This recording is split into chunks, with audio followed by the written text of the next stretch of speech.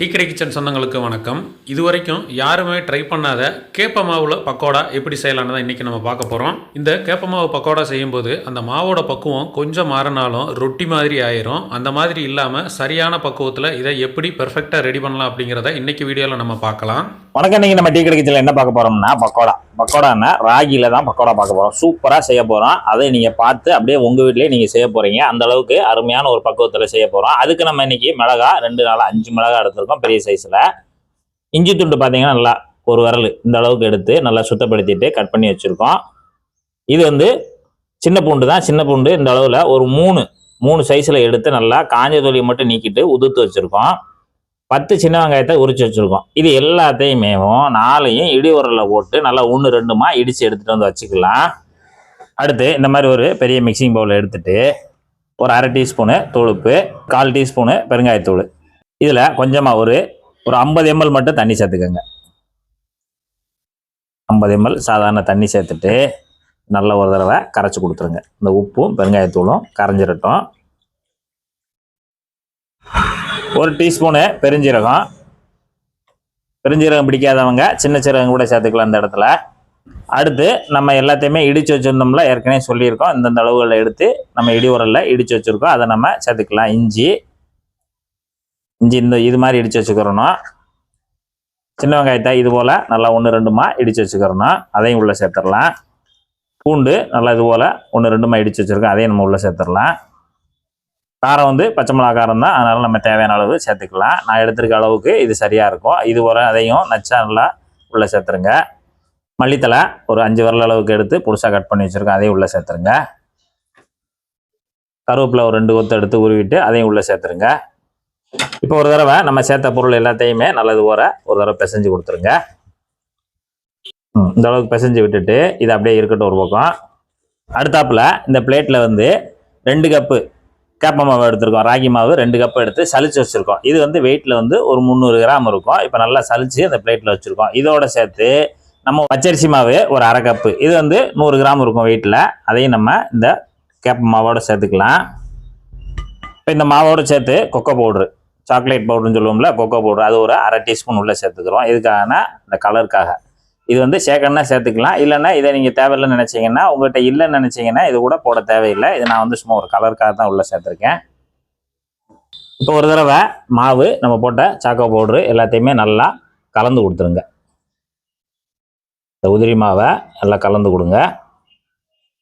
இப்போ நம்ம தனியாக ராகி மாவை வச்சு நம்ம பக்கோடா போட்டோம்னா நமக்கு ரொம்ப இருவலாக இருக்கும், பொறுன்னு வராது. அதனால தான் நம்ம இந்த ஸ்டெப்பு ரொம்ப கவனமாக பாருங்கள். இதுதான் வந்து அந்த ராகி பக்கோடா நல்லா பொறுன்னு நல்லா முறுன்னு சூப்பரான ஒரு டேஸ்ட்டில் இருக்கும். அதுக்காக நம்ம இந்த ஸ்டெப்பை கரெக்டாக உங்களுக்கு சொல்லி கொடுத்துட்ருக்கோம். இது வந்து அரிசி மாவு சேர்க்கும்போது நம்ம கிறிஸ்பி கிடைக்கும். அதுக்கடுத்து இந்த ஸ்டெப்பில் அடுத்தடுத்து சேர்க்குற பொருள் ரொம்ப முக்கியம். அதனால் பார்த்துக்கிட்டே வாங்க. இந்த மாவு இந்த அளவு கலந்து முடிச்சுட்டு 1 டேபிள் ஸ்பூன் எண்ணெய், சன்ஃப்ளவர் ஆயில் 1 டேபிள் ஸ்பூன் மட்டும் சேர்த்துக்கோங்க. சேர்த்துட்டு இந்த மாவோடு சேர்த்து நல்லா பிசைஞ்சு விட்டுருங்க.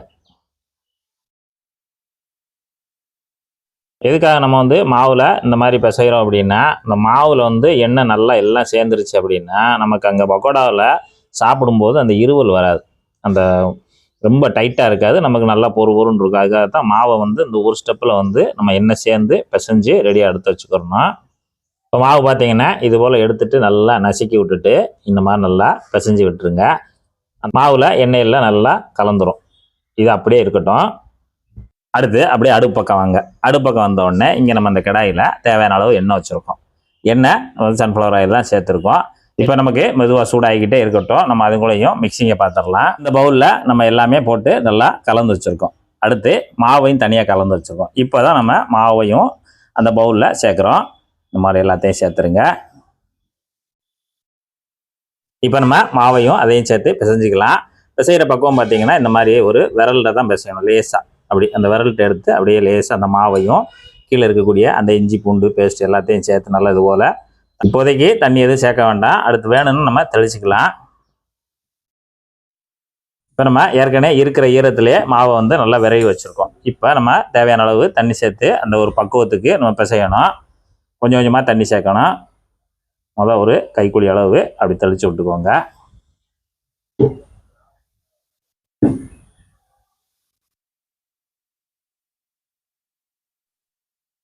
திருப்பியும் ஒரு கைக்குழி அளவு தண்ணி சேர்த்துக்கோங்க. சேர்த்துட்டு அப்படியே நல்லா இந்த தண்ணியும் அந்த மாவும் நல்லா இது போல் விரவி கொடுத்துக்கிட்டே வாங்க. நமக்கு நல்லா உதிரி உதிரியாகவும் அங்கங்கே நல்லா கட்டி கட்டியாகவும் சேர்ந்து வரும்.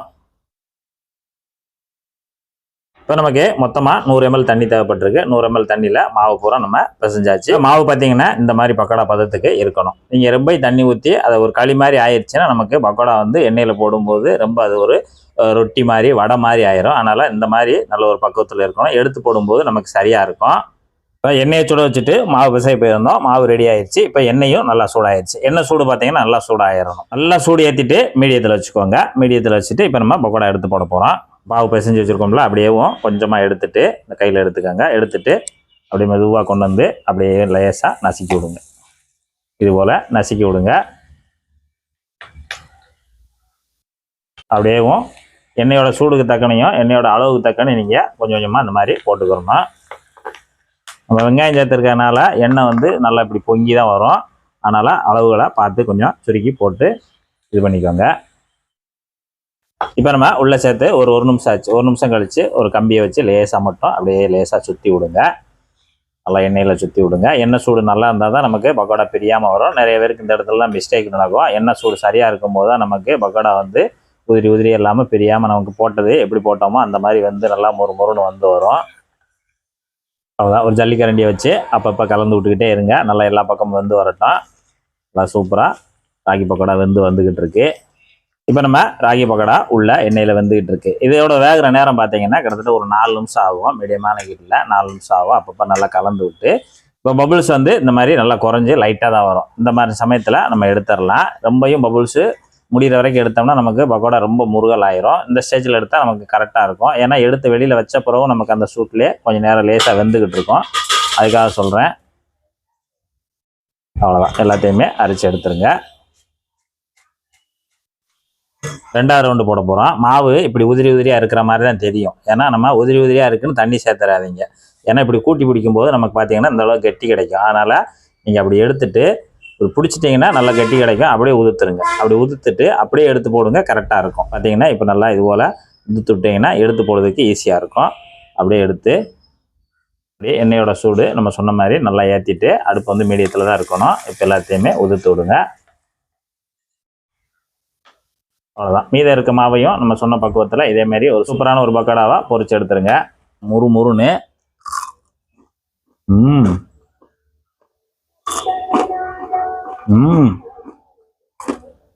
பா அருமையாக நல்லா அந்த இஞ்சி பூண்டு மனம் பெருஞ்சீரகம் எல்லாம் சேர்த்து நல்ல ஒரு வாசமான ஒரு மனம் அருமையாக இருக்குது. கேப்ப மாவில் இப்படி ஒரு பக்கோடா செய்ய முடியுமான்னா இந்த மெத்தடில் செஞ்சீங்கன்னா அருமையாக வரும். இதே போல் இதே மெத்தடில் நீங்களும் ஒரு சூப்பரான கேப்ப மாவு பக்கோடா செஞ்சு சாப்பிட்டு பார்த்துட்டு மறக்காம கமெண்ட்ல சொல்லுங்கள். நன்றி, வணக்கம்.